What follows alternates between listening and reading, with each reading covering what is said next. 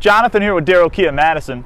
Today I wanted to talk about what to bring with you when you have an appointment to look at a car. So it varies depending on how you intend to get the car. So if you're going to be financing the vehicle, no matter what, we'll need just a copy of your driver's license and proof of insurance for whatever bank it's financed through ultimately. And then depending on your level of credit, sometimes we'll need additional information. Generally pay stubs will never hurt to have, of course. Proof of residence if your address doesn't match the one on your driver's license. And if you're curious about where your credit's at, you can always just shoot us a call and we can direct you to the pre-approval we have online. And then same deal if you're leasing a vehicle, pretty much the same stuff you'd need for if you're going to finance it. And then if you're going to pay cash for it, we take personal checks, cashier checks, basically anything but a credit card.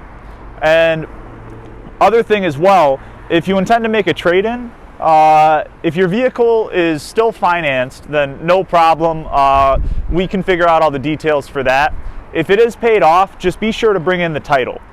So these are all the things to bring with you to make sure that your experience is as streamlined as possible.